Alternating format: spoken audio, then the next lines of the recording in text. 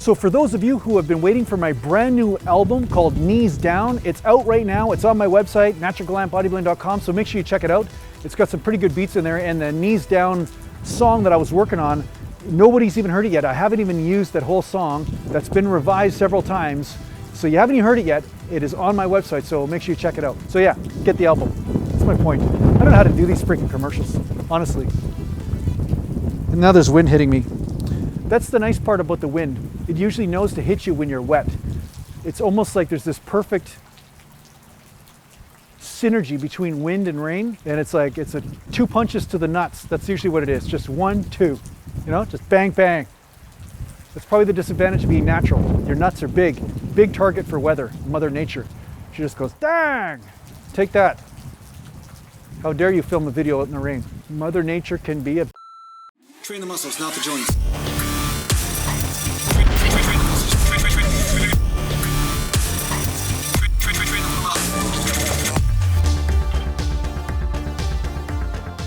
Welcome back to Natural Glam Bodybuilding. Mountain. And as you can see, I'm in the rain right now. It's like rain, thunder, lightning, all this shit. But you know what? Nothing stops the mountain from making a video, because mountains make videos for you. Anyway, today I'm going to talk to you a little bit about enhanced versus natural bodybuilders, and can natural bodybuilders beat enhanced athletes? And the funny thing is about this is that a lot of times people will see a natural bodybuilder and sometimes they can't tell the difference between enhanced and natural. Now, of course, at the elite levels, there's a huge difference, 100%. Of course, if you take the top 5 percentile of natural bodybuilders and the top 5 percentile of the enhanced bodybuilders, you're gonna see that there's a massive difference in body weight, leanness and proportions, all this sort of thing. There's gonna be like, you know, probably at least 30, 40, 50, 60 pounds difference in body weight of sheer muscle. But that said, that doesn't mean that you cannot beat enhanced bodybuilders in competition. So in my career, I saw 3 different bodybuilders besides myself win against enhanced bodybuilders, even though these guys were natural. They were drug-free 100%, and they would blow guys off the stage for a few different reasons, but they looked extremely good, and I saw them win. I saw them win the overall at the BC Championships, which is provincial championships as opposed to state, you know, so it'd be equivalent to you Americans out there, state, but province, that's what we call it in Canada. But what would happen is that these guys would have such good proportions and muscle size to boot that a lot of times they'd beat these drug guys. So I'm going to talk to you about some of the advantages of being drug-free and natural and living a drug-free lifestyle, but at the same time also understanding that just because somebody is enhanced doesn't necessarily mean that they're going to win in a bodybuilding show against a natural competitor.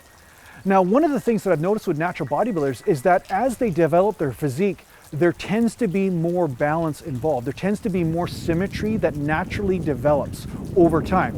It might take them longer to develop the physique, but there is a natural symmetry that seems to take place, especially if they train smart as far as they train their chest, the back, and the legs, and they do concentrate on their weaknesses as well. Now, with the athletes who are enhanced, a lot of times they tend to grow disproportionately fast in certain areas due to how these unnatural substances work on the system.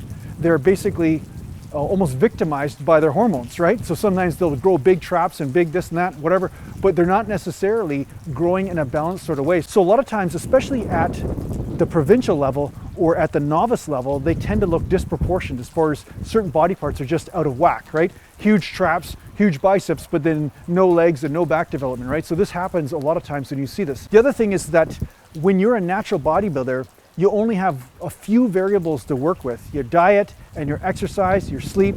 These are the main things that you're working with when it comes down to getting lean for a contest, where the guys who are enhanced have to worry about all sorts of other things that are going on in their system based on water retention, based on adverse reactions to whatever it is they're doing and whatever lifestyle choices they're taking part in, right? So it's not just diet, not just exercise, not just sleep, but they have to worry about how their hormones are affecting their water retention, their fat deposition, and their fat loss progress. So the fact is that natural bodybuilders can win and look really great. That's really my point of making this video, is that you can look really great, assuming you have decent genetics, you can look really great and win at a very high level. There were some competitors that I had met that said that they won at the national level, overall championships, before they actually decided to go the unnatural route. Now, of course, I never ever wanted to go the unnatural route because there's just too many side effects, too many problems, too many things that can go wrong once you go down that path. So I made the decision for myself to stay a natural athlete because I thought that was the best possible decision for me to be able to train when I'm 70, as well as train when I'm 40, as well as train when I'm 20, right? Rather than have a short-lived career where I look really good for 2 weeks and then I blow up or something, you know what I mean? Because that would be just my luck. That would have been just exactly what happened to me, is that I'd look unbelievable and then some massive problem would have come up and then that's it, my career would have been over, right? So I knew that's the type of luck I have, so I knew not to take that risk, right? So yeah, I just wanted to make sure that you guys knew, like, if you see a natural competitor or see somebody that actually wins a competition, it doesn't necessarily mean they're enhanced. Sometimes they can beat the guys that are enhanced because of better symmetry and a better diet, and basically they can end up in better shape because they have greater mastery of the fewer variables that go into getting ready for a contest. I'm almost done filming my video, and I think that's why the rain is starting to subside. Man, I'm so dedicated to you guys.